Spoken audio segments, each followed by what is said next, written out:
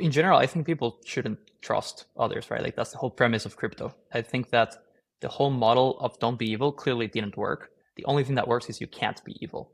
And so Worldcoin is designed in a way in which the teams, whoever that is, or which are working on it at the time, cannot be evil now or in the future. And so a lot of things go into that. For starters, this is why it's decentralized, right? And this is why it runs on blockchains. It's not just because blockchains are fun. Blockchains are actually a lot harder to build on, but they're important because you don't have to trust anyone.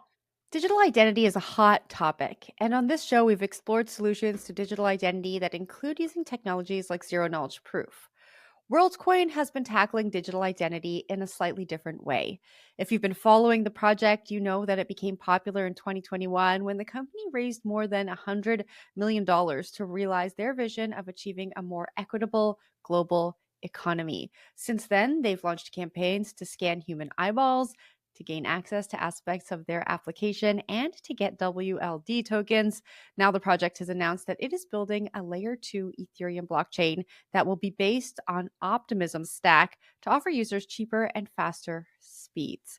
The chain is designed to prioritize verified humans over AI bots and trading algorithms, and users who scan their eyeballs to verify themselves will get special treatment. Tiago Sada is the head of product at Tools for Humanity and WorldCoin core team member. Tiago, welcome back to First Mover. Thank you for having me, Jen. It's always great coming by to talk about the news. Of course, there have been several different developments over the years when it comes to the WorldCoin ecosystem, but I got to get you to lay a foundation for me. Our audience doesn't watch every single one of our videos. Talk to me about the state of WorldCoin today. Where are you focused? Yeah, so at its essence, Worldcoin is basically a large network of real people, right? Just like Facebook is a network and you can do stuff there, Worldcoin is a network of real people. You have, instead of a profile, you have a passport that is called a World ID that lets you prove that you're a human online while remaining anonymous. In certain countries, there is the Worldcoin token that you can do certain stuff with. And then today we're introducing a new pillar to the project, which is WorldChain, right? Which is going to be the new home for everything that is happening. And the first reason, there's some cool things about WorldChain that we can talk about later. But first, like why does WorldChain exist in the first place is the project has just outgrown its current home in Optimism. We announced last week that the project hit 10 million total registered users. And just today, we hit 5 million verified users. That means people that not only have a World ID, but that have also visited an orb to verify it. And so the project is growing tremendously. Today, it represents 44% of all activity and Optimism. And just to be able to keep up with that pace of onboarding users and keep providing a good experience for existing users, it's come time to migrate to a dedicated network for the project. Well, talk to me a little bit about those users because, as you know, we've spoken about this before on the show. There was some skepticism as to, actually scanning your eyeballs, what the firm was going to do with that data. But it sounds like you're gaining traction. It sounds like, despite that, people are still opting into the WorldCoin ecosystem. Where are your users coming from? What are they excited about? Yeah, so users come from all over the world. I think it's something like 160 countries, and there's a really cool map that we just put out there today where you can actually visualize them around the world. There's a lot, for example, in Germany, in Portugal, in Argentina, most recently in Asia, we're seeing a ton of growth. And so that is people that are visiting orbs. And then in even more countries, you have people downloading a compatible wallet, creating a World ID. And a lot of people don't know this, but you can actually already use World ID and start using it to authenticate in like Discord or Reddit, even without going to an orb, just a lower level of verification of a World ID. Give me an example. Talk me through the consumer journey of using it on an app like, let's say, Reddit. Totally. So let's say that you're on a subreddit and they're struggling with bots, right? Or like spam. And so today, the Reddit allows you to assign roles to individual team members and you can have roles per permissions. Well, now what Reddit moderators can do with World ID is they can actually create a role that is, this person is a verified human, right? So almost like a blue check mark for that subreddit. So they can create special rules that can say, hey, you know what? People can only do 5 comments per day. But if they're a verified human, they get to do like 20 comments per day because they know that you're not a bot, right? So there's a similar plugin on Discord, right? Where you've probably been on a bunch of these crypto Discord It's chats, crazy. and I it's don't it's like insane. being It's Yeah, totally crazy. It's the experience sucks. And so, for example, today, if you go to the Worldcoin Discord, you'll actually get prompted with this, right? You can verify your Discord account on that server with a World ID, and it depends the World ID level you have, right? Some Discord servers will say like, hey, it's enough if you've just verified your World ID with your mobile device. Other Discord servers that want to be stricter will say like, hey, you actually need like an orb verified World ID, and so that just depends how much security they want to have. And the cool thing is you can prove that you are a real and unique human. So basically to get that blue check mark, but fully anonymously. So using zero knowledge proofs, like you were talking about, you're able to generate that proof. And so your activity across all of these websites is completely disconnected from each other. Those websites only get to know, hey, you're a real and unique human, but without learning anything about you. Why is this the solution? There are a lot of different projects using zero knowledge proof for proof of identity or proof of personhood. Talk to me about how WorldCoin is different. Yeah, so generally digital identity is a huge topic, and the Worldcoin project is just tackling a tiny part of that right now. But we think it's a very important piece, which is proof of personhood. And that just basically, the problem is in a world with advanced AI, when anything can be faked, like we don't know who and what to trust, right? You go on Twitter and you don't know if like 20,000 accounts are like 20,000 people or just 20,000 bots trying to push you an opinion, right? And you talk to developers and founders, and they are facing that in like financial services, in like cryptos, in blockchains. Clearly, this is why WorldChain is now a blockchain that is directly integrated with World ID. Even something as like simple as like Taylor Swift tickets, right? She cannot put out her tickets out for sale without bots taking it over. So we think proof of personhood is a really important primitive on top of which you can then build decentralized identity. And proof of personhood, World ID as a protocol is actually unopinionated about which type of proof of personhood is first. You can have different types of verifications. The protocol currently supports two, but anyone could deploy additional types of verifications. Now, specific to the orb, we actually experimented for more than 4 years with things like document verification, web of trust, a bunch of different ideas. And at the end of the day, it turns out that the only thing that just fundamentally allows you to prove that someone is a real person is biometrics. Now, the fun part is doing that in a way that is privacy preserving, in a way that can be decentralized and open source. That's really hard. So that is why it took more than 3 years for the project from when it was started until it was launched. And nowadays, that is exactly what Worldcoin is, right? When you verify your World ID at an orb, it's able to do so without your data leaving the device. Your data is actually self-custodial, just like your wallet is self-custodial. The hardware and the software and all the AI models of the orb are open source. And most importantly, the protocol is decentralized. So everyone can see what is happening and no one can cheat. Tiago, do you find that people trust you when you say this? And the reason I ask you this is we've been trained not to trust the companies that collect our data because there have been so many data breaches across different Web2 companies, across governments. We're constantly told our data is protected and then it's actually not. Have you found that folks are asking this question, or have you found it hard to garner that trust? So in general, I think people shouldn't trust others, right? Like that's the whole premise of crypto. I think that the whole model of don't be evil clearly didn't work. The only thing that works is you can't be evil.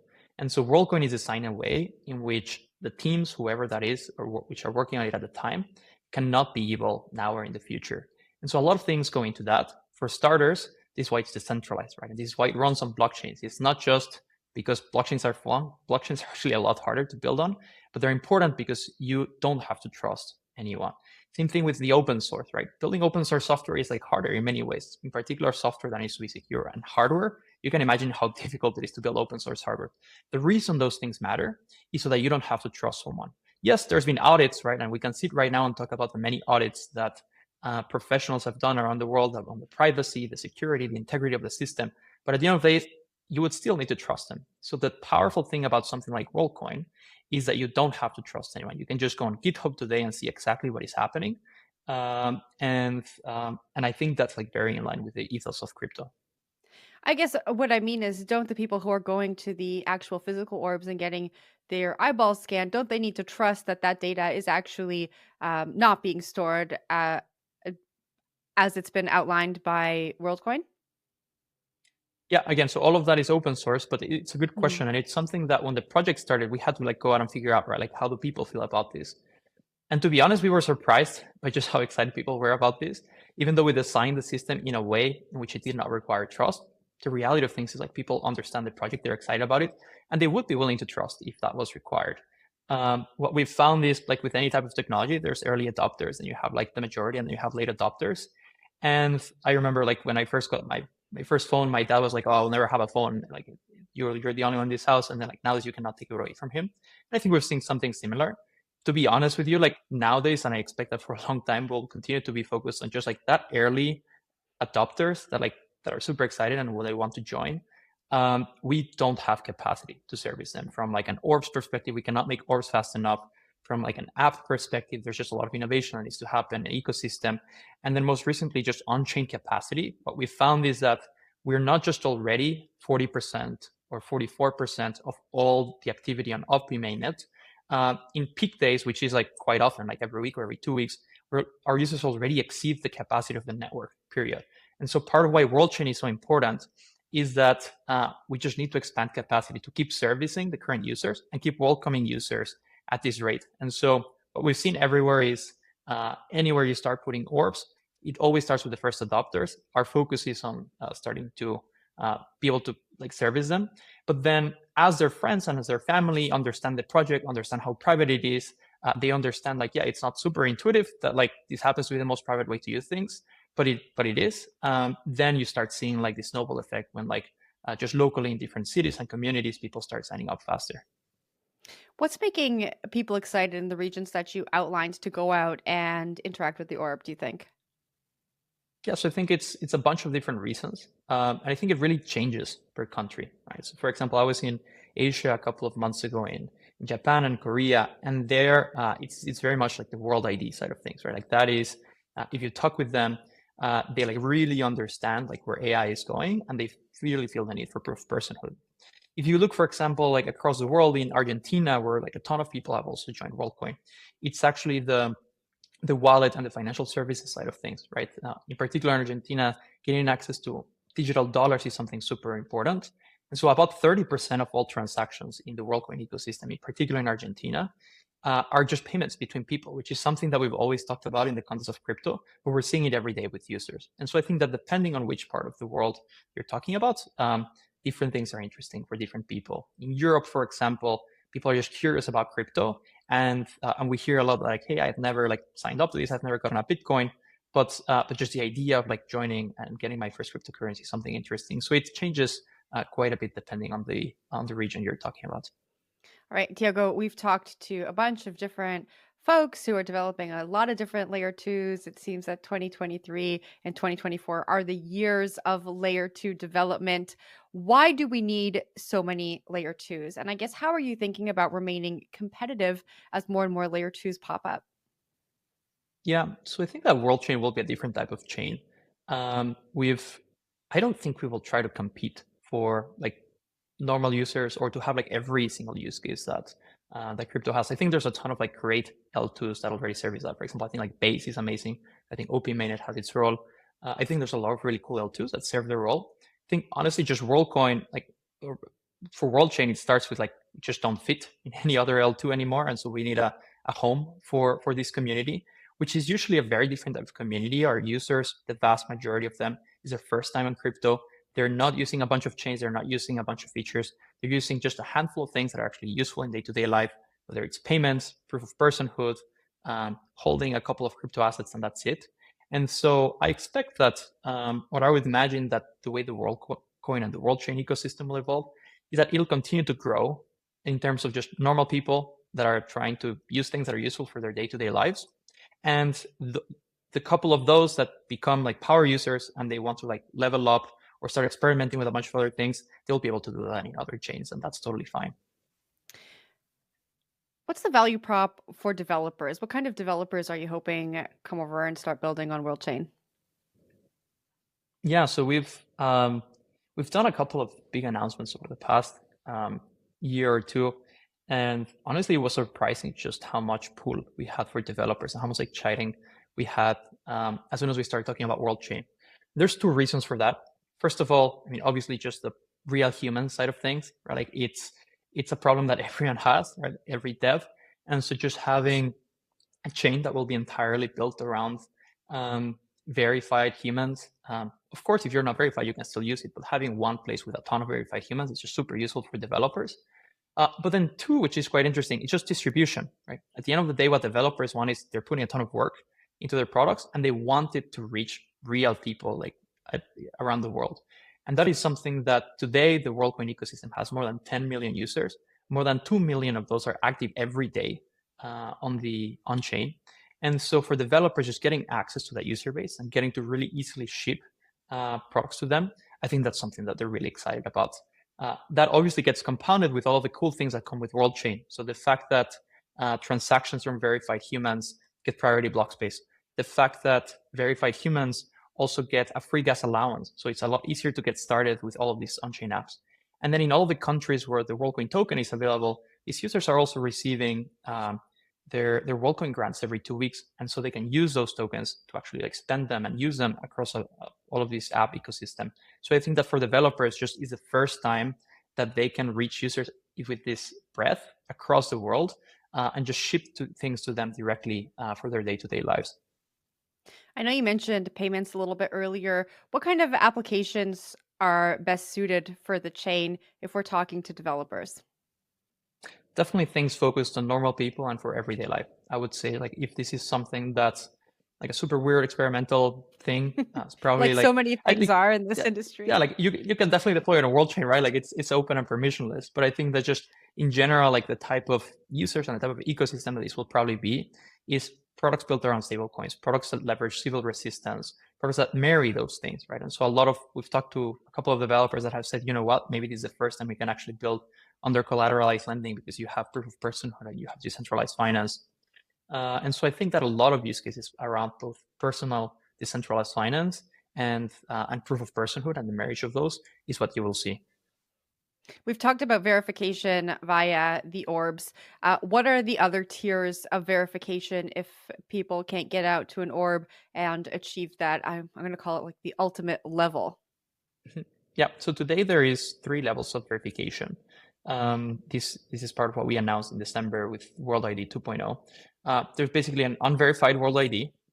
Then there is something that is called device verified World ID, which means that through the app, you're able to perform a verification that gives developers some security, obviously not as much as the orb, but for certain use cases, right? If you just want to make sure that people only like a video once, that's probably sufficient. And then you have the orb verification, which is the highest level of verification that truly gives you not just really strong proof of personhood, but proof of uniqueness, right? You know that a person is only doing each thing once. So for example, if you want to build a one person, one vote system, you would probably use that rather than unverified or device verified World IDs. But in the future, I imagine that the community will continue like innovating on a bunch of different levels. And at the end of the day, it'll be a spectrum where orb verification will always be the highest level of verification. But then there's probably a bunch of things in the middle that people smarter than us can think about. And Tiago, lastly, before we wrap up here, take a look into your crystal ball. Tell me about the future you imagine. What does WorldChain, what do the different products that WorldCoin has released over the last year or so, like World ID, unlock? What does that future look like? I don't know if you saw this story of Richard, the guy in Kenya that bought one goat with World App and with his WorldCoin tokens. And this is a person that was just walking around in the mall. He heard about WorldCoin, about crypto in general for the first time through WorldCoin. He downloaded World App, started using the wallet. Eventually, he got verified. He was getting his tokens recurrently, and then eventually he bought a goat with it and he posted about it. Right, and even if the story just ended at that, I think that is amazing. But then what happened is like the entire community started just contributing to buy more goats, and now this guy is like an amazing story, like really cool guy. Has all these goats. And I think that when you look at that story, that is not what WorldCoin can do to a person. That is what all of these projects that everyone is building, decentralized finance, decentralized identity, like what blockchains in general can do for people's lives. And this is what we hear all the time. Like whenever I go to Japan or to Argentina or to Norway, these type of stories that you hear. So what WorldCoin is doing is just accelerating the adoption of all of these primitives that the entire community is building, right? And so I think that what happens is exactly that, but times 1 billion people. The WorldCoin project is designed to accelerate adoption of these primitives to at least 1 billion people. And to me, it's just really inspiring to see that it's working, right? That it's already the fastest growing project in crypto, period. but B, that it's actually having that type of effect around the world that we think it can have, not just through the token, not just through the ID, but by giving all of these primitives that the entire community is building to these people as they onboard into the protocol. Tiago, thanks so much for joining the show. Thank you. Thank you so much for having me, Jen.